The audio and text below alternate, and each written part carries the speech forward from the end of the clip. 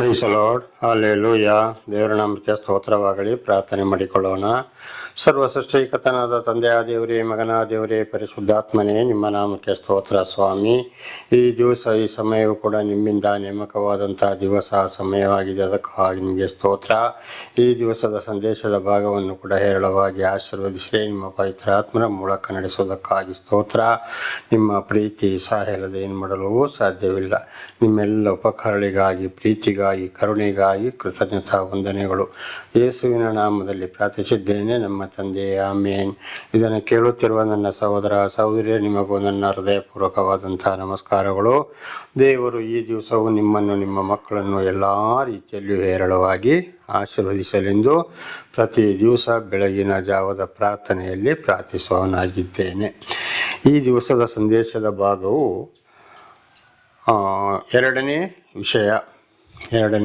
ಒಂದನೇ ವಿಷಯವನ್ನು ನಾವು ನೋಡ್ಕೊಂಡಿದ್ದೇವೆ. ನಾನೊಬ್ಬನೇ ದೇವರು ಹೊರತು ನಿಮಗೆ ಬೇರೆ ದೇವರು ಇರಬಾರದು ಅಂತೇಳಿ. ಹಾಗೆ ಈ ದಿವಸದ ಸಂದೇಶವು ಯೌವನಸ್ಥರೇ ಎಚ್ಚರ, 5ನೆಯ ದಿವಸ. ಯೌವನಸ್ಥರೇ ಎಚ್ಚರ, 5ನೆಯ ದಿವಸ. ದೇವರ ನಾಮಕ್ಕೆ ಸ್ತೋತ್ರವಾಗಲಿ. ನಿನ್ನೆ ಹಾಗೆ ಇದನ್ನು ನಾವು ನೋಡಿದ್ದೇವೆ. 1ನೇ ವಿಷಯದಲ್ಲಿ ನಾನೊಬ್ಬನೇ ದೇವರು ಹೊರತು ನಿಮಗೆ ಬೇರೆ ದೇವರು ಇರಬಾರ್ದು ಅಂತೇಳಿ ಅನೇಕ ಎಲ್ಲ ವಿಷಯಗಳನ್ನು ಸಾಧಾರಣ ಮಟ್ಟಿಗೆ ನಾವು ತಿಳಿದುಕೊಂಡಿದ್ದೇವೆ. ಅದರಲ್ಲಿ ಇನ್ನೊಂದು ವಿಷಯ ಏನಪ್ಪ ಅಂದರೆ, ನೋಡಿ, ಸರ್ವವನ್ನು ಬೈಬಲಲ್ಲಿ ನಾವು ಸೃಷ್ಟಿಯನ್ನು ನೋಡುವಾಗ 6 ದಿವಸದಲ್ಲಿ ಸರ್ವವನ್ನು ಸೃಷ್ಟಿ ಮಾಡಿದ್ರು ದೇವರು ಎಂಬುದನ್ನು ನಾವು ನೋಡಿದ್ದೇವೆ. 7ನೇ ದಿವಸ ವಿಶ್ರಾಂತಿಯನ್ನು ತೆಗೆದುಕೊಂಡರು. ಹಾಗೆ ಒಂದು ವಾರದಲ್ಲಿ 7 ದಿವಸ ಬರಕ್ಕೂ ಕೂಡ ಇದುವೇ ಕಾರಣ. ದೇವರು 6 ದಿವಸದಲ್ಲಿ ಒಂದೊಂದನ್ನು ಜ್ಞಾನದ ಪ್ರಕಾರ ಸೃಷ್ಟಿ ಮಾಡಿದ್ರು. 7ನೇ ದಿವಸದಲ್ಲಿ ವಿಶ್ರಾಂತಿ ತೆಗೆದುಕೊಂಡರು. ಹಾಗೆ ವಾರಕ್ಕೆ 7 ದಿವಸ ಬರಲು ಕಾರಣ ಇದುವೇ. ವಾರದ ಮೊದಲನೆಯ ದಿವಸ ಭಾನುವಾರ, ಕೊನೆಯ ದಿವಸ ಶನಿವಾರ, ಅದುವೇ ಸಬ್ಬತ್ತು, ವಿಶ್ರಾಂತಿಯ ದಿವಸ. ದೇವರ ನಾಮಕ್ಕೆ ಸ್ತೋತ್ರ. ಅದರಲ್ಲಿ ಇನ್ನೊಂದು ವಿಷಯ ಏನಪ್ಪ ಅಂದರೆ ನೋಡಿ, ಮನುಷ್ಯನಿಗೆ ಬೇಕಾದಂಥ ಪ್ರಾಣಿ ಪಕ್ಷಿಗಳನ್ನು, ಪ್ರತಿಯೊಂದು ಗಿಡ ಮರಗಳನ್ನು 6 ದಿವಸದಲ್ಲಿ ಸೃಷ್ಟಿ ಮಾಡಿ 7ನೇ ದಿವಸದಲ್ಲಿ ಮನುಷ್ಯರನ್ನು ಉಂಟು ಮಾಡಿದರು. ದೇವರ ನಾಮಕ್ಕೆ ಸ್ತೋತ್ರವಾಗಲಿ. ಹಲ್ಲೆಲೂಯಾ.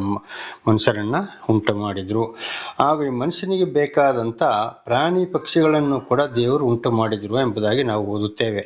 ಇದರಲ್ಲಿ ಓದುವಾಗ ನೋಡಿ, ಅದನ್ನು ಉಂಟು ಮಾಡಿದ್ದು ಮನುಷ್ಯನಿಗಾಗಿ. ದೇವರು ಬೇಕಾದರೆ ತಿನ್ಬೋದು, ಬೇಡ ಇದ್ರೆ ಬಿಡ್ಬೋದು, ದೊರೆತನ ಮಾಡಿರಿ ಅಂತೇಳಿ ಅದರ ಮೇಲೆ ಅಧಿಕಾರವನ್ನು ನೀವು ಚಲಾಯಿಸಿರಿ ಅಂತೇಳಿ ಪ್ರಾಣಿ ಪಕ್ಷಿಗಳಿಗೆ ಎಲ್ಲದರ ಮೇಲೆ ದೇವರು ಅಧಿಕಾರವನ್ನು ಮನುಷ್ಯರಿಗೆ ಕೊಟ್ಟಿದ್ದಾರೆ.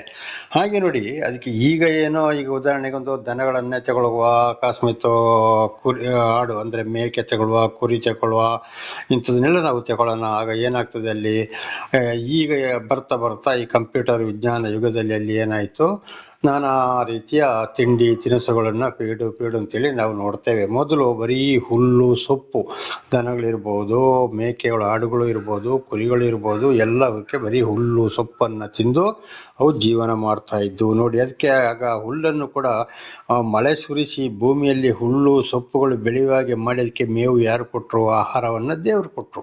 ಅದರ ಉಪಕಾರ ಯಾರಿಗೆ? ಮನುಷ್ಯರಿಗೆ. ನಮಗೆ ಸ್ತೋತ್ರವಾಗಲಿ. ಹಾಗೆ ನೋಡಿ, ಆ ಪ್ರಾಣಿ ಪಕ್ಷಿಗಳನ್ನು ಕೂಡ ಉಂಟು ಮಾಡಿ ಅದಕ್ಕೆ ಮೇವನ್ನು ಕೂಡ ದೇವರೇ ಕೊಟ್ಟಿದ್ದಾರೆ. ಆದರೆ ಅದರ ಉಪಕಾರ, ದೊರೆತನ, ಅಧಿಕಾರ ಯಾರಿಗೆ ಕೊಟ್ಟರು? ಮನುಷ್ಯರಿಗೆ. ನೋಡಿ, ಇದು ಕೂಡ ದೇವರಿಂದಲೇ. ದೇವರ ನಮಗೆ ಸ್ತೋತ್ರವಾಗಲಿ. ಇವತ್ತು ಮಳೆ ಬರದ ಹೋದರೆ, ಹುಲ್ಲು ಬೆಳೆಯದಿದ್ದರೆ ಜನಗಳು ಬದುಕಲಿಕ್ಕೆ ಸಾಧ್ಯವೋ? ಅಥವಾ ಪ್ರತಿ ಸಾಧನ ಸಾಕು ಪ್ರಾಣಿಗಳು ಬದುಕಲಿಕ್ಕೆ ಸಾಧ್ಯವಿದೆಯೋ? ಬರೀ ಫೀಡ್ ಅಂತ ಕೊಟ್ಟ ಬದುಕಲಿಕ್ಕೆ ಸಾಧ್ಯ ಇದೆಯೋ? ಇಲ್ಲ. ದೇವರ ನಮಗೆ ಸ್ತೋತ್ರವಾಗಲಿ. ಇದುವೇ ಪ್ರತಿ ಒಂದು ನಾನೇ ಅಂತೇಳಿ ದೇವರು, ನಾನೊಬ್ಬನೇ ದೇವರು ಅಂತೇಳಿ ಬೇರೆ ಯಾವ ದೇವರುಗಳು ಕೂಡ ಅಲ್ಲ. ಒಂದೊಂದು ಗ್ರಂಥದಲ್ಲಿ ಒಂದೊಂದು ನಾನಾ ಥರದ ಹೆಸರುಗಳು ಸರ್ವ ಸೃಷ್ಟಿಕರ್ತನನ್ನು ನಾವು ಬಹಳ ದಿವಸದಿಂದ ತಿಳಿದುಕೊಂಡಿದ್ದೇವೆ. ಮೊನ್ನೆ ಕೂಡ ನಾವು ತಿಳಿದುಕೊಂಡಿದ್ದೇವೆ. ದೇವರ ನಾಮಕ್ಕೆ ಸ್ತೋತ್ರವಾಗಲಿ. ಅದರಲ್ಲೇ 2ನೇ ವಿಷಯಕ್ಕೆ ಹೋಗೋಣ. ಈಗ ಬೈಬಲ್ ಪ್ರಕಾರ ವಿಮೋಚನಕಾಂಡ 20ನೇ ಅಧ್ಯಾಯ 4ರಿಂದ 5ರವರೆಗೆ. ವಿಮೋಚನಕಾಂಡ 20, 4ರಿಂದ 5, 6ರವರೆಗೆ ಇದನ್ನು ನಾವು ಓದಿಕೊಳ್ಳೋಣ. ಅಲ್ಲಿ ಏನಿದೆ ಅಂದರೆ, ಯಾವ ಮೂರ್ತಿಯನ್ನು ಮಾಡಿಕೊಳ್ಳಬಾರದು, ಆಕಾಶದಲ್ಲಾಗಲಿ ಭೂಮಿಯಲ್ಲಾಗಲಿ ಭೂಮಿಯ ಕೆಳಗಣ ನೀರಿನಲ್ಲಾಗಲಿ ಇರುವ ಯಾವುದರ ರೂಪವನ್ನು ಮಾಡಿಕೊಳ್ಳಬಾರದು. ಅವುಗಳಿಗೆ ಅಡ್ಡ ಬೀಳಲು ಬಾರದು, ಅವುಗಳಿಗೆ ಪೂಜೆ ಮಾಡಲು ಬಾರದು. ನಿನ್ನ ದೇವರಾದ ಯೆಹೋವನೆಂಬ ನಾನು ನನಗೆ ಸಲ್ಲತಕ್ಕ ಗೌರವವನ್ನು ಮತ್ತೊಬ್ಬನಿಗೆ ಸಲ್ಲಗೊಡಿಸದವನಾದುದರಿಂದ ನನ್ನನ್ನು ದ್ವೇಷಿಸುವವರ ವಿಷಯದಲ್ಲಿ ತಂದೆಗಳ ದೋಷಫಲವನ್ನು ಮಕ್ಕಳ ಮೇಲೆ 3-4 ತಲೆಗಳವರೆಗೆ ಬರಮಾಡುವನಾಗಿಯೂ, ನನ್ನನ್ನು ಪ್ರೀತಿಸಿ ನನ್ನ ಆಜ್ಞೆಗಳನ್ನು ಕೈಗೊಳ್ಳುವವರಿಗೂ 1000 ತಲೆಗಳವರೆಗೆ ದಯೆ ತೋರಿಸುವವನಾಗಿಯೂ ಇದ್ದೇನೆ ಅಂತ ದೇವರ ನಮಗೆ ಸ್ತೋತ್ರ. ನೋಡಿ, ಯೆಹೋವ ಅಂತೇಳಿ ನಾನಿದನ್ನು ಹೇಳ್ತಾ ಇದ್ದೇನೆ. ಯೆಹೋ ಅಂದರೆ ಇಬ್ರು ಭಾಷೆ, ಕನ್ನಡದಲ್ಲಿ ಅದು ಕೂಡ ಬೈಬಲ್ ಕೂಡ ಬರೆಯಲ್ಪಟ್ಟೆ ಹಿಂದೆ ನಾವು ಬಹಳ ಸಲ ನೋಡ್ಕೊಂಡಿದ್ದೇವೆ. ನಾನೇ ಪರಮಾತ್ಮ, ನಾನೇ ಭಗವಂತ, ನಾನೇ ಶ್ರೀನಿವಾಸ, ನಾನೇ ಸರ್ವೇಶ್ವರ, ನಾನೇ ಪರಮೇಶ್ವರ ಅಂತ. ಇನ್ನೊಂದು ಕಡೆಗೆ ನೋಡುವಾಗ ಶ್ರೀಕೃಷ್ಣ ಪರಮಾತ್ಮನು ನಮ್ಮ ಹಿಂದೂ ಸಂಸ್ಕೃತದಲ್ಲಿ ಅವರೇ ಆಗಿದ್ದಾರೆ. ಬ್ರಹ್ಮ, ವಿಷ್ಣು, ಮಹೇಶ್ವರ, ಶ್ರೀಮನ್ನಾರಾಯಣನು ಕೂಡ ಅವರೇ ಆಗಿದ್ದಾರೆ. ಕುರಾನಲ್ಲಿ ಅಲ್ಲನೇ ಆಗಿದ್ದಾರೆ. ಯೇಸು ಕೂಡ ಅವರೇ ಆಗಿದ್ದಾರೆ. ಇರಲಿ, ದೇವರೊಬ್ಬರೇ, ಸರ್ವ ಸೃಷ್ಟಿಕರ್ತನಾದ ದೇವರು. ಯಾವ ಮೂರ್ತಿಯನ್ನೂ ಮಾಡಿಕೊಳ್ಳಬಾರದು. ಆಕಾಶದಲ್ಲಾಗಲಿ ಭೂಮಿಯಲ್ಲಾಗಲಿ ಭೂಮಿಯ ಕೆಳಗಳ ನೀರಿನಲ್ಲಾಗಲಿ ಇರುವ ಯಾವುದರ ರೂಪವನ್ನು ಮಾಡಿಕೊಳ್ಳಬಾರದು ಅಂತ ದೇವರ ಸ್ತೋತ್ರ. ಆವಾಗ ಇವತ್ತು ಅನೇಕರು ದೇವರು, ಆ ದೇವರು, ಈ ದೇವರು ಅಂತೇಳಿ ಎಷ್ಟೋ ಕೋಟಿ ದೇವರುಗಳನ್ನು, ದೇವತೆಗಳು ಭೂಮಿ ಮೇಲೆ ಇದ್ದಾವೆ ಅಂತ ಹೇಳ್ತಾ ಇದ್ದಾರೆ. ನಾವು ಕೂಡ ಅದನ್ನು ಕಾಣಬಹುದು. ಆದರೆ ಇಲ್ಲಿ ದೇವರು ಹೇಳ್ತಾ ಇದ್ದಾರೆ, ಯಾವ ಮೂರ್ತಿಯನ್ನು ನೀವು ಮಾಡಿಕೊಳ್ಳಬಾರದು ಅಂತ. ಉದಾಹರಣೆಗೆ ಇವತ್ತು ಈಗ ಕ್ರಿಶ್ಚಿಯನ್ಗಳಂತ ಹೇಳ್ತಾರೆ, ಅಲ್ಲಿ ಏನು ಮಾಡ್ತಾರೆ, ಯೇಸು ಎಂಬ ಮೂರ್ತಿಯನ್ನು ಮಾಡಿಕೊಳ್ತಾರೆ. ಅದರ ತಾಯಿ ಮರಿಯಮ್ಮ ಅಂತ ಅದರ ಮೂರ್ತಿಗಳನ್ನು ಮಾಡಿಕೊಳ್ತಾರೆ. ಆಮೇಲೆ ಆ ಸಂತರು, ಈ ಸಂತರು ಅಂತೇಳಿ ಮೂರ್ತಿಗಳನ್ನ ಮಾಡ್ಕೊಳ್ತಾರೆ. ಇದು ಯಾರು ಮಾಡಿದ್ರು? ಮನುಷ್ಯ ಮಾಡಿದ್ರು. ನಿಜವಾಗಿ ಇಲ್ಲಿ ಏನು ಹೇಳ್ತದೆ, ಯಾವ ಮೂರ್ತಿಯನ್ನು ನೀನು ಮಾಡಿಕೊಳ್ಳಬೇಡ, ನಾನೇ ಯೆಹೋವ ಎಂಬುದಾಗಿ. ಆವಾಗ ಈಗ ಉದಾಹರಣೆಗೆ ನಮ್ಮ ಹಿಂದೂ ಸಂಸ್ಕೃತಿ ಕೂಡ ಈಶ್ವರ, ಶ್ರೀಕೃಷ್ಣ, ಇನ್ನು ಏನೇನೋ ಮಾಡಿಬಿಡ್ತಾರೆ, ಶಿವ ಅಂತ ಹೇಳ್ಕೊಂಡು. ಇದನ್ನು ಯಾರು ಮಾಡಿದ್ರು? ದೇವರು ಮಾಡಿದ್ರು. ನಿಜವಾಗಿ ಇವತ್ತು ಈಶ್ವರನನ್ನ, ಶಿವನನ್ನ, ಶ್ರೀಕೃಷ್ಣ ಯಾವುದೇ ಆಗಲಿ ಸರ್ವ ಸೃಷ್ಟಿಕರ್ತ ದೇವರನ್ನು ಯಾರಾದರೂ ಕಂಡಿದ್ದಾರೆ? ಯಾರೂ ಕಾಣಲಿಲ್ಲ. ಅವರು 2025ನೇ ವರ್ಷದ ಹಿಂದೆ ಈ ಕಲಿಯುಗದಲ್ಲಿ ಮನುಷ್ಯನ ಅವತಾರವಿತ್ತಿ ಯೇಸು ಎಂಬ ನಾಮದಲ್ಲಿ ಬಂದಾಗ ಮಾತ್ರ ಕಂಡ್ರು ಅವರೇ ಪರಮಾತ್ಮ, ಭಗವಂತ.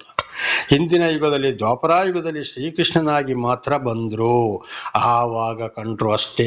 ಆಮೇಲೆ ಯಾವುದೇ ರೂಪ ಇಲ್ಲ. ಹಾಗಾದರೆ ಇವತ್ತಿನ ಈ ರೂಪಗಳು ಯಾವುದು? ಉದಾಹರಣೆಗೆ ನಾವು ಆಗಲೇ ಹೇಳಿದಾಗ ಯೇಸು ಇರ್ಬೋದು, ಮರಿಯಮ್ಮ ಇರ್ಬೋದು, ಸಂತರು ಇರ್ಬೋದು, ಈಶ್ವರ ಇರ್ಬೋದು, ಶಿವ ಇರ್ಬೋದು, ಪರಮೇಶ್ವರ ಇರ್ಬೋದು, ಶ್ರೀಕೃಷ್ಣ ಇರ್ಬೋದು. ಇದೆಲ್ಲವನ್ನು ಯಾರು ಮಾಡಿದ್ರು? ಮನುಷ್ಯ ಮಾಡಿದ್ರು. ನಿಜವಾಗಿ ದೇವರನ್ನು ಮನುಷ್ಯ ಮಾಡಲಿಕ್ಕೆ ಆಗ್ತದಾ? ನಿಜ ರೂಪವನ್ನು ಯಾರಾದರೂ ಕಂಡಿದ್ದಾರೆಯೋ? ಯಾರೂ ಕಾಣಲಿಲ್ಲ. ಅದನ್ನು ಮಾಡಿದವರು ಯಾರು? ಉದಾಹರಣೆಗೆ ಒಂದು ಶಿಲ್ಪಿ, ಒಬ್ಬ ಕಲ್ಲು ಕೆಲಸಗಾರ ಅಂತ ತಿಳ್ಕೊಳ್ಳೋಣ. ಅವನಿಗೆ ನೋಡಪ್ಪ, ಇದನ್ನು ಈ ರೂಪದಲ್ಲಿ ನೀನು ಮಾಡು ಅಂತೇಳಿ ನಾವು ದುಡ್ಡು ಕೊಟ್ಟರೆ ಅವನು ಅದೇ ರೂಪವನ್ನು ಕೆತ್ತುತ್ತಾನೆ. ಅವನ ಕೈ ಕೆಲಸವೇ ಅದಾಗಿದೆ. ಅವನು ಅದಕ್ಕೆ ಸ್ವಲ್ಪ ಪೈಂಟ್ ಹೊಡೆದು, ಅದನ್ನು ತಗೊಂಡೋದಕ್ಕೆ ಸ್ವಲ್ಪ ಪೈಂಟ್ ಹೊಡೆದು ಅಭಿಷೇಕ, ಆ ಸ್ಥಾಪನೆ, ಈ ಸ್ಥಾಪನೆ ಅಂತ ಮಾಡಿದರೆ ಏನಾದರೂ ಅದರಲ್ಲಿ ಶಕ್ತಿ ಇದೆಯೋ? ಏನಾದರೂ ಮಾತಾಡ್ತದೋ? ಇಲ್ಲ. ಕೈ ಉಂಟೋ? ಏನಾದರೂ ಕೊಡ್ತದೆ, ತಗೊಳ್ತದೋ? ಕಾಲಿದೆ, ನಡ್ಕೊಳ್ತಾ ಹೋಗ್ತದೋ, ಬರ್ತದೋ? ಮೂಗಿದೆ, ಉಸಿರಾಡ್ತದೋ? ಬಾಯಿದೆ, ಮಾತಾಡ್ತದೋ? ಕುತ್ತಿಗೆಯೊಳಗೆ ಏನಾದರೂ ಶಬ್ದ ಇದೆಯೋ? ಇಲ್ಲ. ಕಿವಿ ಇದೆ, ಏನಾದರೂ ಕೇಳ್ತದೋ? ಕಣ್ಣಿದೆ, ಅದು ಮುಚ್ಚೋದು ತೆಪ್ಪೋದು ಏನಾದರೂ ಮಾಡ್ತದೋ? ಅದಕ್ಕೆ ಜ್ಞಾನ ಇದೆಯೋ? ಎಷ್ಟೋ ವರ್ಷಗಳಾದ್ರೆ ಹಾಗೇ ಧೂಳು ಬಡ್ಕೊಂಡು ಹಾಗೆ ಕೂತಿರ್ತವೆ. ಇದು ಯಾರು ಮಾಡಿದ್ರು? ಮನುಷ್ಯ ಮಾಡಿದ್ರು. ಅದರ ಶಕ್ತಿ ಇದೆಯೋ? ಶಕ್ತಿಯೇ ಇಲ್ಲ. ಅದೇ ರೀತಿ ಇವತ್ತು ಸೃಷ್ಟಿಕರ್ತ ದೇವರಿಗೆ ರೂಪವಿಲ್ಲ. ದೇವರ ನಾಮಕ್ಕೆ ಸ್ತೋತ್ರವಾಗಲಿ. ಹಾಗಿರುವಾಗಲಿ ಏನಾಗಿದೆ? ಅಲ್ಲಿ ಅದು ದೇವರುಗಳು ಅಲ್ಲ. ದೇವರ ನಿಜ ರೂಪವನ್ನು ಯಾರೂ ಕಾಣಲಿಲ್ಲ. ಅದಕ್ಕೆ ಯಾವ ಮೂರ್ತಿಯನ್ನು ಮಾಡಿಕೊಳ್ಳಬೇಡ ಅಂತ ಹೇಳಿದ್ದು. ಉದಾಹರಣೆಗೆ ಇವತ್ತು ಉದಾಹರಣೆಗೆ ಈಶ್ವರನೇ, ಶಿವನೇ, ಪರಮೇಶ್ವರನೇ, ಶ್ರೀಕೃಷ್ಣ ಪರಮಾತ್ಮನೇ ಅಂತ ಹೇಳಿಕೊಂಡು ಇವತ್ತು ನಾನಾ ರೀತಿಯಲ್ಲಿ ಇವತ್ತು ಉದಾಹರಣೆಗೆ ಬೈಬಲ್ ಮುಖಾಂತರ ತಿಳ್ಕೊಳ್ಳೋಣ. ಯೇಸು ಕೂಡ ಒಂದೊಂದು ಫೋಟೋಗಳಲ್ಲಿ ಅಥವಾ ಒಂದೊಂದು ವಿಗ್ರಹಗಳಲ್ಲಿ ಉದ್ದುದ್ದ ಕೂದಲು, ಉದ್ದುದ್ದ ಗಡ್ಡ ಬಿಟ್ಟುಕೊಂಡು, ಒಂದೊಂದರಲ್ಲಿ ಏನೂ ಇಲ್ಲ, ಒಂದೊಂದರಲ್ಲಿ ತಲೆಯನ್ನು ಹಿಂದೆ ಬಾಚಿಕೊಂಡು, ಅದೇ ರೀತಿ ಒಂದೊಂದು ವಿಗ್ರಹಗಳಲ್ಲಿ ಹಾವು ಸುತ್ತಿಕೊಂಡು, ಒಂದೊಂದರಲ್ಲಿ ತಲೆ ಗಡ್ಡಗಳು ಇಷ್ಟುದ್ದ, ಒಂದೊಂದರಲ್ಲಿ ತಲೆ ಕೂದಲುಗಳನ್ನ ಸುತ್ತಿ ಕಟ್ಟಿರ್ತಾರೆ, ಒಂದೊಂದರಲ್ಲಿ ದಪ್ಪ ಇದೆ, ಒಂದೊಂದು ವಿಗ್ರಹಗಳಲ್ಲಿ ದೇವರು ಅಂತೇಳಿ ಅದಕ್ಕೆ ಬಾಲ ಇದೆ, ಮುಖ ದಪ್ಪ ಹಮ್ಮ ಅಂತ ಇರ್ತವೆ, ಗದೆ ಇದೆ, ಇದೆಲ್ಲ ದೇವರಿಗೆ ಬೇಕಾ? ಯಾರು ಕಂಡಿದ್ದಾರೆ ಇದನ್ನ? ಇಲ್ಲ. ದೇವರ ನಮಗೆ ಸ್ತೋತ್ರವಾಗಲಿ. ಖಂಡಿತವಾಗಿ ದೇವರ ಸರ್ವ ಸೃಷ್ಟಿಕರ್ತನಾದ ದೇವರು ಯಾವ ಗ್ರಂಥದಲ್ಲಾಗಲಿ ಸರ್ವ ಸೃಷ್ಟಿಕರ್ತನಾದ ದೇವರೊಬ್ಬನೇ, ಅವರಿಗೆ ರೂಪ ಇಲ್ಲ. ಅದಕ್ಕೆ ಹೇಳಿದ್ದಲ್ಲಿ ಏನಾಯ್ತು ಅಂದರೆ ಯಾವ ಮೂರ್ತಿಯನ್ನು ಮಾಡಿಕೊಳ್ಳಬಾರದು. ಆಗ ನಾವು ಯಾವ ರೀತಿ ದೇವರನ್ನು ಪೂಜಿಸಬೇಕಂದ್ರೆ ದೇವರ ಗ್ರಂಥಗಳನ್ನು ಓದಿಕೊಂಡು ಸರ್ವವನ್ನು ದೇವರು 6 ದಿವಸದಲ್ಲಿ ಸೃಷ್ಟಿ ಮಾಡುವಾಗ ಬರೀ ಜ್ಞಾನ ಮಾತಿನ ಮೂಲಕ ದಿವಸದಲ್ಲಿ ಇಂತಿಂಥ ಕೆಲಸ ಅಂತೇಳಿ ಸೃಷ್ಟಿ ಮಾಡಿದ್ರು ಹೊರತು ಖಂಡಿತವಾಗಿ ದೇವರ ರೂಪ ಕಾಣಲಿಲ್ಲ.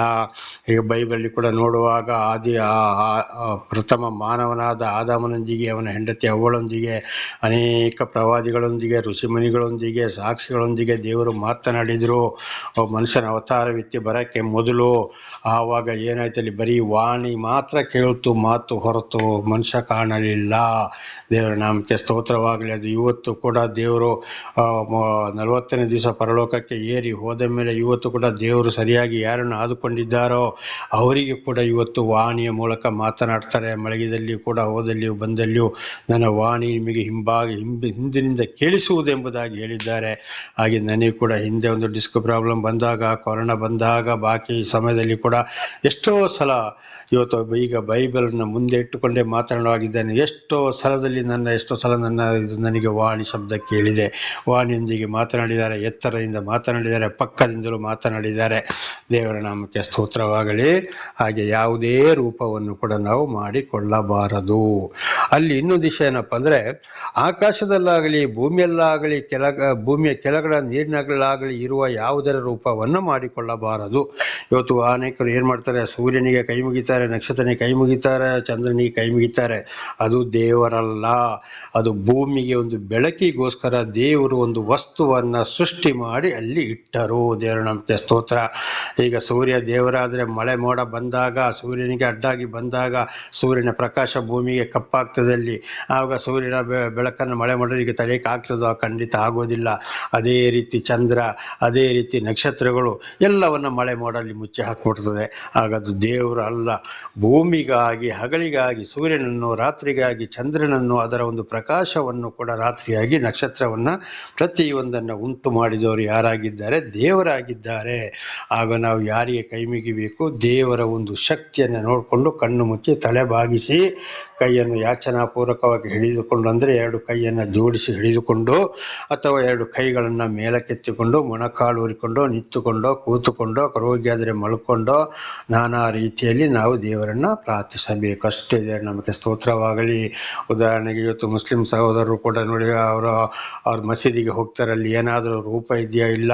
ಅದಕ್ಕೆ ಕೆಲವರು ಹೇಳ್ತಾರೆ ಅವರು ಗೋಡೆಗೆ ಕೈ ಮುಗಿತಾರೆ ಅಂತ. ಆ ರೀತಿ ಹೇಳಬಾರ್ದು. ಅವ್ರು ಮಾಡೋದೇ ಸರಿ. ನಿಜವಾಗಿ ದೇವರಿಗೆ ರೂಪವಿಲ್ಲ. ಅದೇ ರೀತಿ ನಮ್ಮಲ್ಲಿ ಋಷಿಮುನಿಗಳು ಕೂಡ ಹಿಮಾಲಯ ಬೆಟ್ಟದಲ್ಲಿ ಎಷ್ಟೋ ಋಷಿಮುನಿಗಳು ತಪಸ್ಸು ಮಾಡಿದ್ರು. ಆವಾಗ ಏನಾದರೂ ಫೋಟೋ ಇತ್ತ, ವಿಗ್ರಹ ಇತ್ತ, ಉದ್ಗಡಿ ಇತ್ತ, ಕರ್ಪೂರ ಇತ್ತ, ಸಾಂಬ್ರಾಣಿ ಇತ್ತ, ಪೂಜೆ ಪುಸ್ಕಾರ ಏನಾದರೂ ಇತ್ತ? ಏನು ಇಲ್ಲ. ಕಣ್ಣು ಮುಚ್ಚಿ ತಲೆಯನ್ನು ತಗ್ಗಿಸಿ ಬಹಳ ಭಕ್ತಿಯಿಂದ ಕೂತು ದೇವರನ್ನು ಪ್ರಾರ್ಥಿಸ್ತಾ ಇದ್ರು. ದೇವರ ನಂಬಿಕೆ ಸ್ತೋತ್ರವಾಗಲಿ. ಹಾಗೆ ನೋಡಿ, ಇವತ್ತು ಪರಮಾತ್ಮ ಅಂತ ಪರಮಾತ್ಮನಿಗೆ ರೂಪ ಇದೆಯಾ? ಇಲ್ಲ. ಈಶ್ವರ ಅಂದ್ರೆ ಏನು? ಈಶ್ವರ ಅಂದರೆ ದೇವರು ವಾಣಿಯಾಗಿದ್ದಾನೆ. ಪರಮೇಶ್ವರ ಪರಲೋಕದಲ್ಲಿರುವ ವಾಣಿಯಾದ ದೇವರು ಅಂದರೆ ಕೈಲಾಸದಲ್ಲಿರುವಂಥ ದೇವರು. ಸರ್ವೇಶ್ವರ ಸರ್ವರಿಗೂ ವಾಣಿಯಾದಂಥ ದೇವರು. ಜಗದೀಶ್ವರ ಜಗವನ್ನೇ ಉಂಟು ಮಾಡಿದಂಥ ವಾಣಿಯಾದಂಥ ದೇವರು. ಶ್ರೀಮನ್ನಾರಾಯಣ ನೀರಿನ ಮೇಲೆ ನಡೆದಾಡಿದಂಥ ದೇವರು. ಶ್ರೀನಿವಾಸ, ನಾನೇ ನಿಮಗೆ ಶ್ರೀನಿವಾಸ ಅಂದರೆ ನಾನೇ ನಿಮಗೆ ಆಧಾರ ಅಂತ ಬೈಬಲ್ ಕೂಡ ಸ್ಪಷ್ಟವಾಗಿ ನಮಗೆ ಇದನ್ನು ತಿಳಿಸ್ತದೆ. ಮಹಾಭಾರತ, ಭಗವದ್ಗೀತೆ, ವೇದಗಳು, ಪುರಾಣಗಳು, ಕುರಾನ್ ಕೂಡ ಇದನ್ನೇ ನಮಗೆ ತಿಳಿಸ್ತದೆ. ಅದೇ ನಮಗೆ ಸ್ತೋತ್ರವಾಗಲಿ. ಆದ್ದರಿಂದ ಆಯಾರು ಅದದು ಧರ್ಮದಲ್ಲಿ ಈ ರೀತಿ ಯಾವ ಧರ್ಮದಲ್ಲಿ ನೋಡಿದರೆ ದೇವರಿಗೆ ರೂಪವಿಲ್ಲ. ದೇವರ ನಾಮಕ್ಕೆ ಸ್ತೋತ್ರವಾಗಲಿ. ಪರಮಾತ್ಮ, ಪರಮ ಪ್ಲಸ್ ಆತ್ಮ ಅಂದರೆ ದೇವರು ಶುದ್ಧವಾದ ಜೀವವಾಗಿದ್ದಾನೆ ಅಂತ ಇದರ ಅರ್ಥ. ಶಕ್ತಿಯಾಗಿದ್ದಾನೆ ಅಂತ ಇದರ ಅರ್ಥ. ಹಾಗೆ ಆಕಾಶದಲ್ಲಿ ಕಾಣುವಂಥ ಭೂಮಿಯ ಕೆಳಗಿನ, ಭೂಮಿಯಲ್ಲಿ ಅಂದರೆ ಕೆಲವರು ಕೆಲವರು ಇವತ್ತು ಮೀನನ್ನು ಪೂಜೆ ಮಾಡೋ, ಮೀನಿನ ರೂಪ ಮಾಡ್ಕೊಂಡು ಪೂಜೆ ಮಾಡ್ತಾರೆ, ಕಾಗೆ ರೂಪ ಮಾಡ್ಕೊಂಡು ಪೂಜೆ ಮಾಡ್ತಾರೆ, ಆನೆಯನ್ನು ಇಟ್ಟುಕೊಂಡು ಪೂಜೆ ಮಾಡ್ತಾರೆ, ಆಮೆಯನ್ನು ಇಟ್ಟುಕೊಂಡು ಪೂಜೆ ಮಾಡ್ತಾರೆ, ಕುರಿಗಳನ್ನು ಇಟ್ಟುಕೊಂಡು ಪೂಜೆ ಮಾಡ್ತಾರೆ.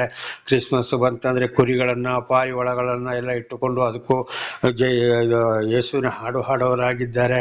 ಆನೆ ಗಣಪತಿ ಗಣಪತಿ ಅಂತ ಹೇಳ್ತಾರೆ. ಅದನ್ನ ಜಾಗ ದೇವರ ಅದರ ವಿಷಯಗಳು ಹೇಳೋಕೋದ್ರೆ ಬಹಳ ಇದೆ. ಅದು ಕಾಡಲ್ಲಿ ವಾಸ ಮಾಡುವಂಥದ್ದು. ಅದನ್ನು ಮನುಷ್ಯ ಹಿಡಿದು ಪಳಗಿಸಿ ಮರದ ಕೆಲಸ ಮಾಡಿಸ್ತಾರೆ. ಆನೆಯನ್ನು ಗುಂಡು ಹೊಡೆದು ಕೊಲ್ತಾರೆ. ಆಗ ನಿಜವಾಗಿ ದೇವರಾದರೆ ಅದನ್ನು ಮನುಷ್ಯ ಹಿಡಿದು ಪಳಗಿಸ್ಲಿಕ್ಕೆ ಆಗ್ತದೋ, ಅದನ್ನು ಗುಂಡು ಹೊಡೆದು ಕೊಲ್ಲಕ್ಕಾಗ್ತದೋ? ಅದು ಕಾಡಿನಲ್ಲಿ ಬಿದಿರು ಸೊಪ್ಪು ತಿಂದು ವಾಸ ಮಾಡುವಂಥದ್ದು ಆನೆ. ಆಗ ದೇವರು ಆ ರೀತಿ ಮಾಡ್ತಾರ? ಖಂಡಿತವಾಗಿ ಇಲ್ಲ. ಇನ್ನು ಕೆಲವರು ಮೀನನ್ನು ಇವತ್ತು ಬೆಸ್ತರು ಹಿಡಿತಾರೆ, ಬೇರೆಯವರು ಹಿಡಿತಾರೆ, ಗಾಳಾಗಿ ಹಿಡಿತಾರೆ, ತೆಗೆದು ಎಸೆಯುತ್ತಾರೆ. ನಾನಾ ರೀತಿಯಲ್ಲಿ ಮೀನುಗಳು ನಾಶವಾಗ್ತವೆ. ಅದು ದೇವರಾಗ್ತದ? ಇಲ್ಲ. ಕಾಗೆಯು ದೇವರಾಗ್ತದ? ಸಾಧ್ಯವೇ ಇಲ್ಲ. ಅದು ನಾನಾ ಥರದ ಗಲೀಜನ್ನು ತಿಂದು ಬದುಕುವಂಥದ್ದು.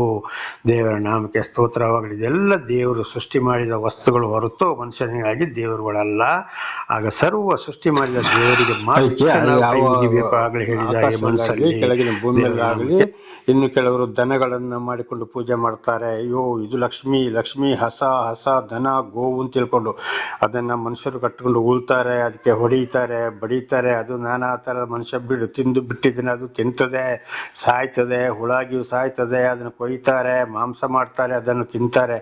ಆಗ ದೇವರಾದ್ರೆ ಹೀಗೆ ಮಾಡಕ್ಕೆ ಅದು ಸಾಧ್ಯನೋ? ಖಂಡಿತವಾಗಿಯೂ ಸಾಧ್ಯವಿಲ್ಲ. ಬಹಳ ಚೆನ್ನಾಗಿ ಅರ್ಥ ಮಾಡಿಕೊಳ್ಳಬೇಕು. ಅದು ಕೂಡ ಮನುಷ್ಯರಿಗಾಗಿ ದೇವರು ಕೊಟ್ಟಂತ ಒಂದು ಪ್ರಾಣಿ. ಹಾಲು, ಮಜ್ಜಿಗೆ, ಮೊಸರಿಗಾಗಿ, ಬಂಡಿ ಎಳಿಯಕ್ಕೆ, ಉಳಕ್ಕೆ, ರೈತರಿಗಾಗಿಯೂ ಪ್ರತಿಯೊಂದಕ್ಕೆ ದೇವರು ಕೊಟ್ಟಂತ ಒಂದು ಪ್ರಾಣಿಯಾಗಿದೆ. ಅದೇ ರೀತಿ ಕೋತಿಗಳು ಕೆಲವರಿಗೆ ಹನುಮಂತ ಅಂತ ಹೇಳಿ ಅದು ಮರದೊಳಗೆ ಅಲ್ಲಿ ಓಡಾಡೋದು, ಹಣ್ಣಪ್ಪಗಳನ್ನ ತಿನ್ನೋಡೋದು, ಮನೆಯೊಳಗೆ ಬರೋದು, ಬೇಕಾದ ತೊಂದರೆಗಳನ್ನು ಮಾಡ್ತಾರೆ. ನಿಜವಾಗಿ ಅದು ಮರದಲ್ಲೇ ವಾಸ ಮಾಡ್ತದೆ. ಆಗ ದೇವರಾದ್ರೆ ಹಾಗೆಲ್ಲ ಮಾಡಬೇಕಾದು? ಖಂಡಿತವಾಗಲೂ ಇಲ್ಲ. ದೇವರ ನಾಮಕ್ಕೆ ಸ್ತೋತ್ರವಾಗಲಿ. ಹಾಗೆ ಯೋಚನೆ ಮಾಡ್ಕೊಳ್ಬೇಕು. ಇದೆಲ್ಲ ದೇವರುಗಳಲ್ಲ. ಇನ್ನು ಕೆಲವರು ಆ ಮಂತ್ರ, ಈ ಮಂತ್ರ, ಆ ತಂತ್ರಿ, ಈ ತಂತ್ರಿ, ಅವ್ರನ್ನ ಕರೆಯೋದು, ಇವ್ರನ್ನ ಕರೆದ್ರು, ಎಷ್ಟೆಷ್ಟೋ ಇದು ಮಾಡಿಕೊಂಡು ಅಲ್ಲಿ ಕಲ್ಲು ಅದು ಇದು ಹಾಕಿ ಪೂಜೆ ಮಾಡುವಂಥದ್ದು. ಅದು ನಿಜವಾಗಿ ಅದು ಕಲ್ಲು, ಅದು ಶಿಲ್ಪಿಗೆ ದುಡ್ಡು ಕೊಟ್ಟು ನಾವು ಆಗಲೇ ಹೇಳಿದಾಗೆ ಮಾಡಿದರೆ ಏನು ಮಾಡ್ತದೆ? ಅವನು ಬೇಕಾದ ರೂಪವನ್ನು ಮಾಡ್ತವೆ. ಇವತ್ತು ಅದ್ರ ಮೇಲೆ ಕೋತಿಗಳು ಕೂತ್ಕೊಳ್ತವೆ, ಮನುಷ್ಯರು ಕೂತ್ಕೊಳ್ತವೆ, ಪ್ರಾಣಿ ಪಕ್ಷಿಗಳು ಕೂತ್ಕೊಳ್ತವೆ, ಅಲ್ಲಿ ಗಲೀಜಿರ್ತವೆ. ಅದೇ ಮನುಷ್ಯರು ಇವತ್ತು ಅದರ ಮೇಲೆ ನಡ್ಕೊಂಡು ಹೋಗ್ತವೆ, ವಾಹನಗಳು ಓಡ್ತವೆ, ಪ್ರಾಣಿ ಪಕ್ಷಿಗಳು ಓಡ್ತವೆ. ಆಗ ಅದನ್ನೇ ಹೋಗ್ಕೊಂಡು ಅದನ್ನ ನೀರು ಹಾಕಿ ತೊಳೆದು ಪೂಜೆ ಮಾಡಿದ್ರೆ ಅದು ದೇವರಾಗ್ತದ? ಖಂಡಿತವಾಗಿ ಅದು ದೇವರಲ್ಲ. ಅದು ದೇವರು ಮನುಷ್ಯನಿಗೆ ಕೊಟ್ಟಂತ ಒಂದು ವಸ್ತು. ಅನೇಕರು ಇವತ್ತು ಮಣ್ಣಿನಿಂದ ದೇವರುಗಳನ್ನ ಮಾಡಿ ಮಾಡಿ ಮಾಡಿ ತಗೊಂಡು ಹೋಗಿ ಆ ಕಡೆ ಹೊಳೆಗೆ, ಕೆರೆಗೆ ಹಾಕ್ತಾರೆ. ಅಲ್ಲಿ ಕರಗಿ ಹೋಗ್ತದೆ. ಎಷ್ಟೋ ಸಾವಿರ ರೂಪಾಯಿಗಳನ್ನ ಖರ್ಚು ಮಾಡಿಕೊಂಡು. ನಿಜವಾಗಿ ಅದು ಮಣ್ಣು ದೇವರು ಅದು ಮನುಷ್ಯನಿಗಾಗಿ ಉಂಟು ಮಾಡಿದಂತ ಒಂದು ವಸ್ತು ಆಗಿದೆ. ಅದೇ ರೀತಿ ಮರದಿಂದಲೂ ಕೂಡ ದೇವರುಗಳನ್ನ ಮಾಡ್ಕೊಂಡು ಪೂಜೆ ಮಾಡ್ತಾರೆ. ಅದು ಮನುಷ್ಯರಿಗೆ ಉಪಯೋಗಕ್ಕಾಗಿ ದೇವರು ಕೊಟ್ಟಿದ್ದು. ಕಡಿತಾರೆ, ಹೊಡಿತಾರೆ, ಸುಡ್ತಾರೆ. ಅದನ್ನ ತಗೊಂಡೋಗಿ ಮಿಲ್ಗಳಿಗೆ ಅಂದ್ರೆ ಮಿಷನ್ಗಳಿಗೆ ಕೊಡ್ತಾರೆ. ಅಲ್ಲಿ ಕೊಯ್ತಾರೆ, ಅಡಿಗೆ ಮಾಡ್ತಾರೆ, ದೀಪಗಳನ್ನ ಮಾಡ್ತಾರೆ, ತೆಗೆದು ಬಿಸಾಡ್ತಾರೆ, ರೊಟ್ಟಿ ಕಾಯಿಸ್ತಾರೆ. ಅದರಿಂದಲೇ ಹೆಣಗಳನ್ನು ಕೂಡ ಸುಡ್ತಾರೆ. ಆಗ ಅದು ದೇವರಾಗ್ತದ? ಅದು ಖಂಡಿತವಾಗಿಯೂ ದೇವರಲ್ಲ.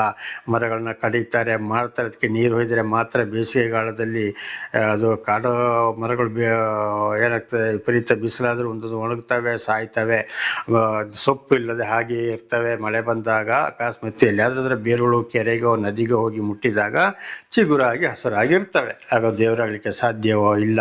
ಅನೇಕರು ಸ್ಟೀಲಿಂದ, ಕಬ್ಬಿಣದಿಂದ, ಬೆಳ್ಳಿಯಿಂದ, ಬಂಗಾರದಿಂದ ಅನೇಕರು ಆ ದೇವರು ಈ ದೇವರು ಅಂತೇಳಿ ವೆಲ್ಡಿಂಗ್ ಮಾಡೋರಿಗೆ ದುಡ್ಡು ಕೊಟ್ಟು ವೆಲ್ಡಿಂಗ್ ಮಾಡಿಸಿ ಅದಕ್ಕೆ ಸ್ವಲ್ಪ ಪೇಂಟ್ ಹೊಡ್ಕೊಂಡು ದೇವರಂತ ದೇವರಾಗ್ತದಿಲ್ಲ. ಅದು ಕಡೆಗೆ ಸ್ವಲ್ಪ ಹಳೇದಾಗೋತ್ತಿಗೆ ಅದನ್ನು ತಗೊಂಡೋಗಿ ಗುಜರಿಯವರಿಗೆ ಕೊಡ್ತಾರೆ.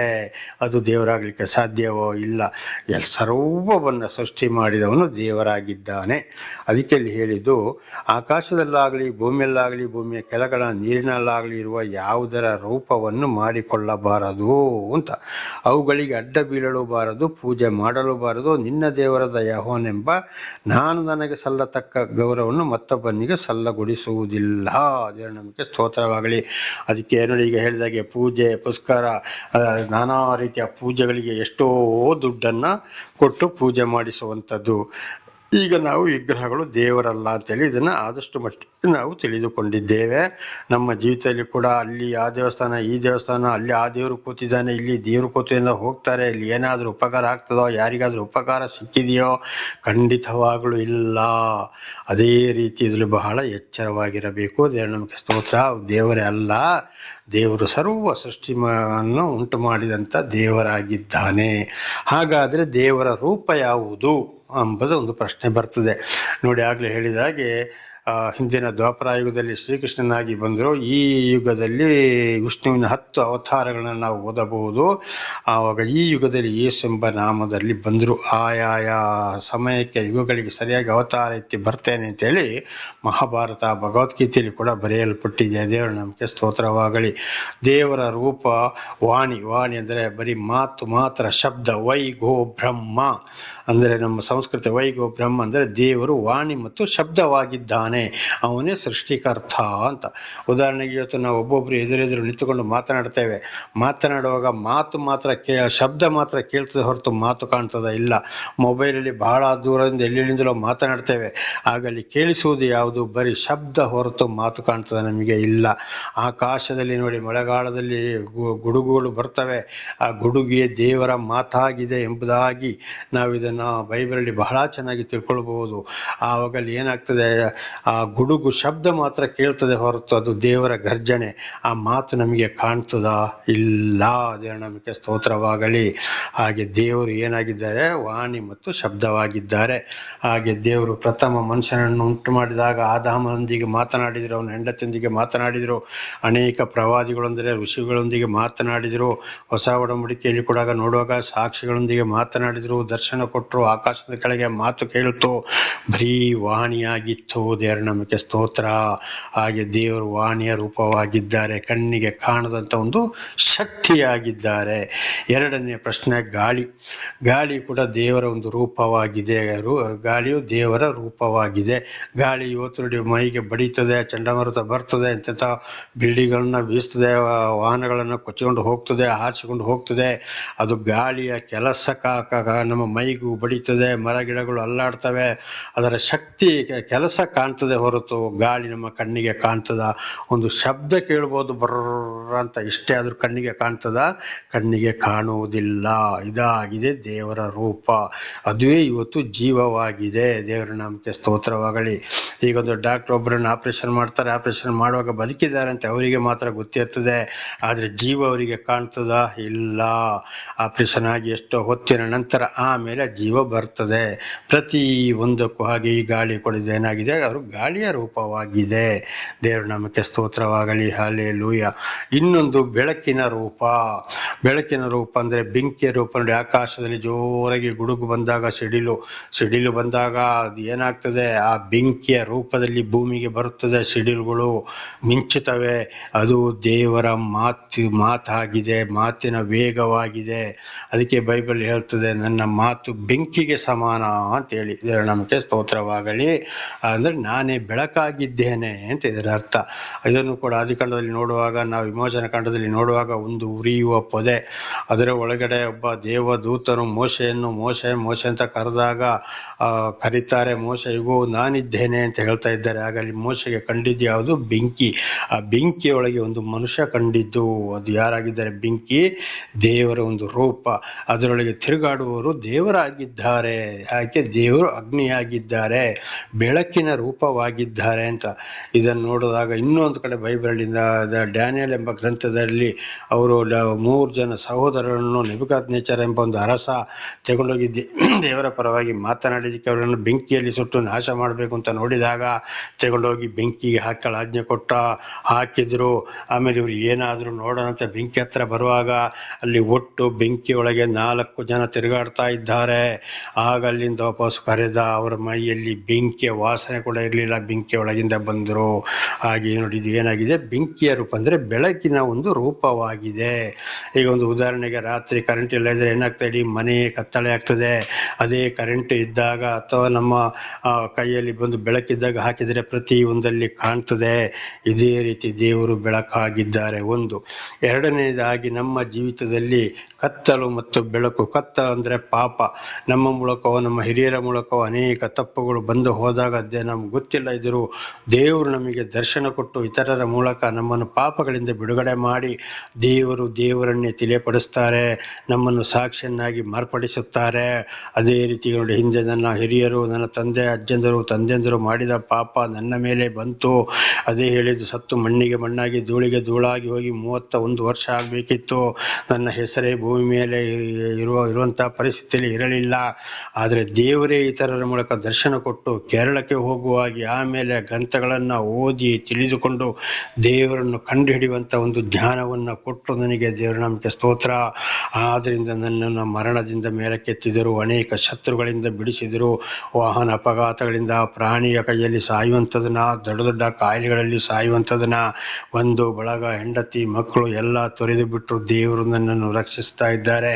ಇದುವೇ ಒಂದು ಬೆಳಕಾಗಿದೆ. ದೇವರ ನಮಗೆ ಸ್ತೋತ್ರಗಳೆಂದರೆ ಪಾಪದಿಂದ ಬಿಡುಗಡೆ ಮಾಡಿ ದೇವರ ಮಾರ್ಗದಲ್ಲಿ ನಡೆಸುವುದು, ಇದು ಒಂದು ಬೆಳಕಾಗಿದೆ. ದೇವರ ನಮಗೆ ಸ್ತೋತ್ರವಾಗಲಿ. ಇನ್ನೊಂದು ಮೋಡದ ರೂಪವಾಗಿದೆ. ಮೋಡದ ನೋಡಿ, ಇಸ್ರಾಯೇಲರನ್ನು ಐಗುಪ್ತ ದೇಶದಿಂದ, ಅಂದರೆ ಈಗಿನ ಈಜಿಪ್ಟ್ ದೇಶ, ಆಗಿನ ಹೆಸರು ಐಗುಪ್ತ ದೇಶ ಅಂತ, ಅಲ್ಲಿಂದ ಜನರನ್ನು ಬಿಡುಗಡೆ ಮಾಡಿಕೊಂಡು ಬರುವಾಗ ಮರುಭೂಮಿಯಲ್ಲಿ ನಡೆಸಿಕೊಂಡು ಬಂದರು. ಕೆಳಗೆ ಮರಳು ಭೂಮಿ, ಅಂದರೆ ಮರಳು, ಮೇಲೆ ಸೂರ್ಯನ ಬಿಸಿಲು ತಡೆಯಕ್ಕೆ ಆಗ್ತದ? ಖಂಡಿತವಾಗಿ ಆಗೋದಿಲ್ಲ. ಆಗ ದೇವರು ಮೋಡದ ರೂಪದಲ್ಲಿ ಬಂದು ಅವರಿಗೆ ನೆರಳು ಕೊಟ್ಟರು. ದೇವರು ನಮಗೆ ಸ್ತೋತ್ರವಾಗಲಿ. ಹಾಗೆ ನಮ್ಮ ಜೀವಿತದಲ್ಲಿ ಕೂಡ ನಾವು ಎಲ್ಲಿಯಾದರೂ ಒಂದು ಕಡೆ ಹೋಗುವಾಗ ತಕ್ಷಣ ಒಂದು ಮೋಡ ಬಂದರೆ ಅಯ್ಯೋ ಎಷ್ಟೊಂದು ಸಂತೋಷವಾಗ್ತದೆ. ಬೇಡ, ಒಂದು ದೊಡ್ಡ ಮರದ ಕೆಳಗೆ ಹೋಗಿ ನೆರಳಿನಲ್ಲಿ ಕೂತಾಗ ಅಲ್ಲಿ ಎಷ್ಟು ಸಂತೋಷವಾಗ್ತದೆ, ನಮಗೆ ಸಮಾಧಾನವಾಗ್ತದೆ. ಇದಾಗಿದೆ ದೇವರ ಒಂದು ರೂಪ.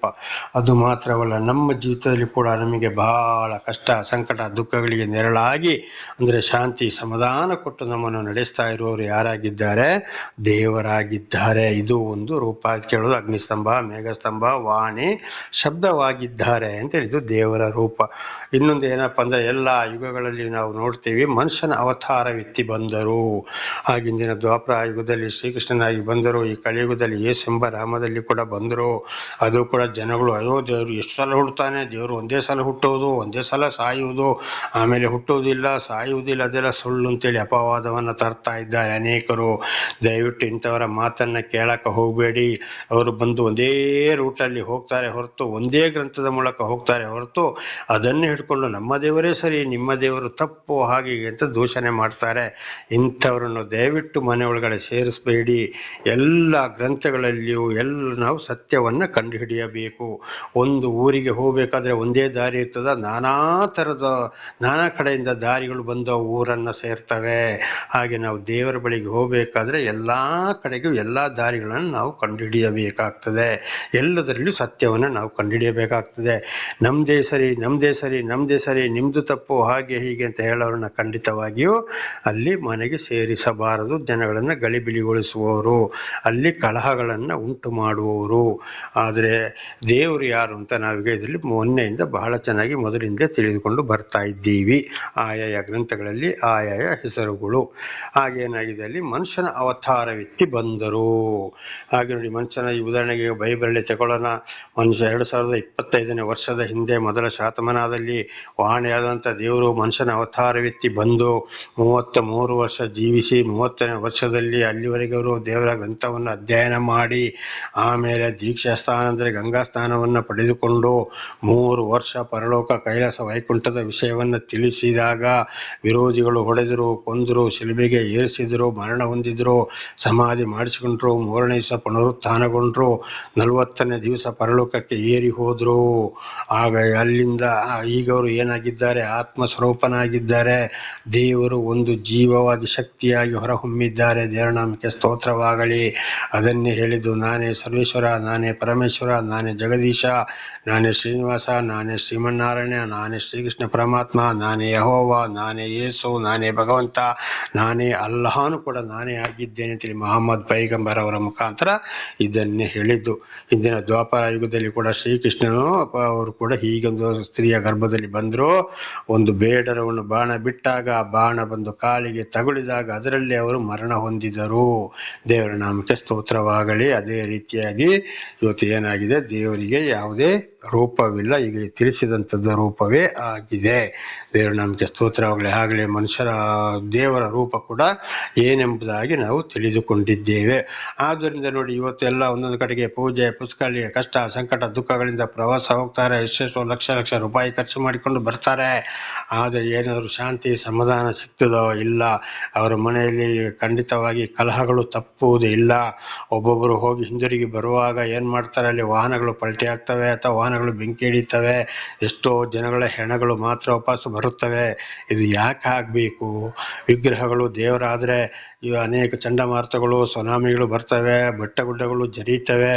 ಆವಾಗ ಈ ಅನೇಕ ಈ ದೇವಸ್ಥಾನಗಳು ಆ ಅಮ್ಮ ಈ ಅಮ್ಮ, ಆ ದೇವಸ್ಥಾನ ಈ ದೇವಸ್ಥಾನ ಅಂತೇಳಿ ನೀರಲ್ಲಿ ಯಾಕೆ ಮುಳುಗಿ ಹೋಗಬೇಕು, ಯಾಕೆ ಕೊಚ್ಚಿ ಹೋಗಬೇಕು? ಹೇಳ ಹೆಸರಿಲ್ಲದಂತ ಆಗ್ತದೆ. ಆಗ ಎಂತೆಂಥ ಮಸೀದಿಗಳಿರ್ಬೋದು, ಮಂದಿರಗಳಿರ್ಬೋದು, ದೇವಸ್ಥಾನಗಳಿರ್ಬೋದು ಕೊಚ್ಚಿ ಕೊಚ್ಚಿ ಹೋಗ್ತದೆ, ಬೆಟ್ಟ ಗುಡ್ಡಗಳು ಜರೀತವೆ, ನೀರು ಬಡ್ಕೊಂಡೇ ಹೋಗ್ತದೆ. ಯಾಕೆ ಹೀಗೆ ಆಗಬೇಕು? ಅವು ದೇವರಲ್ಲ, ದೇವರೊಂದು ಶಕ್ತಿಯಾಗಿದ್ದಾನೆ. ದೇವರ ನಾಮಕ್ಕೆ ಸ್ತೋತ್ರ. ದೇವರಿಗೆ ಯಾವುದೇ ದೇವಸ್ಥಾನ ಬೇಕಾಗಿಲ್ಲ, ಯಾವುದೇ ವಿಗ್ರಹಗಳು ಕೂಡ ಬೇಕಾಗಿಲ್ಲ. ಹಾಗಿದ್ರೆ ಅದನ್ನು ತಡಿಬೇಕಿತ್ತಲ್ಲ. ಖಂಡಿತವಾಗಿ ಸಾಧ್ಯವಿಲ್ಲ. ಇವತ್ತು ಅಲ್ಲಿ ಆ ದೇವರು ಅದು ಪುಣ್ಯಕ್ಷೇತ್ರ, ಮಹಾಪುಣ್ಯಕ್ಷೇತ್ರ, ಈ ಪುಣ್ಯಕ್ಷೇತ್ರ, ಆ ಪುಣ್ಯಕ್ಷೇತ್ರ ಅಂತ ಹೇಳ್ತಾರೆ. ದೇವರಿಗೆ ಅದು ಬೇಕಾಗಿಯೇ ಇಲ್ಲ. ಅದಕ್ಕೆ ಹೇಳಿದ್ದು, ಮನುಷ್ಯ ಕಟ್ಟಿದ ಗುಡಿಯಲ್ಲಿ ನಾನು ವಾಸ ಮಾಡುವುದಿಲ್ಲಪ್ಪ. ಬೆಳ್ಳಿ ಕಬ್ಬಿಣ ಬಂಗಾರ ಕಲ್ಲು ಮುಟ್ಟಿದ ವಸ್ತುಗಳಿಂದ ಗುಡಿಯನ್ನು ಕಟ್ಟಬೇಡಿ, ನಾನು ಅದರಲ್ಲಿ ವಾಸ ಮಾಡುವುದಿಲ್ಲ. ನಿನ್ನ ದೇಹವೇ ದೇವಾಲಯ, ನಿನ್ನ ದೇಹವನ್ನು ನನ್ನ ಮಾತನ್ನು ಕೇಳಿ ಶುದ್ಧೀಕರಿಸು, ಹಾಗಾದರೆ ಮಾತ್ರ ನೀನು ನನ್ನಿಂದ ಆಶೀರ್ವಾದವನ್ನು ಹೊಂದಿಕೊಳ್ಳುತ್ತೀಯ ಎಂಬುದಾಗಿ ಇದನ್ನೇ ಹೇಳಿದ್ದು. ದೇವರ ನಮಗೆ ಸ್ತೋತ್ರವಾಗಲಿ. ಇದನ್ನು ಬಸವಣ್ಣರು ಕೂಡ ಇದೇ ಮಾತನ್ನು ಹೇಳಿದ್ದಾರೆ. ಶ್ರೀಕೃಷ್ಣ ಪರಮಾತ್ಮನು ಅಲ್ಲಾ ದೇವರು ಕೂಡ ಇದನ್ನೇ ಹೇಳಿದ್ದಾರೆ. ಇದು ನಾಳೆಗೂ ಮುಂದುವರಿಯುತ್ತದೆ. ಪ್ರಾರ್ಥನೆ ಮಾಡಿಕೊಳ್ಳೋಣ. ಸರ್ವ ಸೃಷ್ಟಿಕರ್ತನ ತಂದೆಯ ದೇವರೇ, ಮಗನ ದೇವರೇ, ಪರಿಶುದ್ಧಾತ್ಮನೇ, ನಿಮ್ಮ ನಾಮಕ್ಕೆ ಸ್ತೋತ್ರ ಸ್ವಾಮಿ. ಈ ಒಂದು ಸಂದೇಶವನ್ನು ನನ್ನ ಸಹೋದರ ಸಹೋದರಿಗೆ ತಿಳಿಸಲು ನೀವು ಆಶೀರ್ವಾದ ಮಾಡಿದಕ್ಕಾಗಿ ಸ್ತೋತ್ರ. ಅವರು ಚೆನ್ನಾಗಿ ಕೇಳಿ ತಿಳಿದು ಅರ್ಥ ಮಾಡಿಕೊಂಡು ವಿಧೇಯರಾಗಿ ಆಶೀರ್ವಾದ ಹೊಂದಿ ಅವರ ಮಕ್ಕಳಿಗೆ ಇದನ್ನು ತಿಳಿಸಿ ಇತರರಿಗೂ ಸಾಕ್ಷಿಗಳಾಗುವಂತೆ ಮಾರ್ಪಡಿಸಿ ಅವರನ್ನು ಆಶೀರ್ವದಿಸಿರಿ. ನಿಮ್ಮ ಪ್ರೀತಿ ಇಲ್ಲದೆ ಯಾರೂ ತಿಳಿದುಕೊಳ್ಳಲು ಸಾಧ್ಯವಿಲ್ಲ, ಆಶೀರ್ವಾದ ಹೊಂದಲು ಸಾಧ್ಯವಿಲ್ಲ. ಯೇಸುವಿನ ನಾಮದಲ್ಲಿ ತಂದೆ, ಆಮೇನ್. ಇದನ್ನು ಕೇಳುತ್ತಿರುವ ನನ್ನ ಸಹೋದರ ಸಹೋದರರೇ, ನಿಮಗೂ ನನ್ನ ಹೃದಯಪೂರ್ವಕವಾದಂಥ ಧನ್ಯವಾದಗಳು. ದೇವರು ನಿಮ್ಮನ್ನು ನಿಮ್ಮ ಮಕ್ಕಳನ್ನು ಕೂಡ ವಿಶೇಷವಾದ ಜ್ಞಾನವನ್ನು ಕೊಟ್ಟು ತಿಳಿದುಕೊಂಡು ಇತರರಿಗೆ ಸಾಕ್ಷಿಗಳಾಗುವಂತೆ ಮಾರ್ಪಡಿಸಿ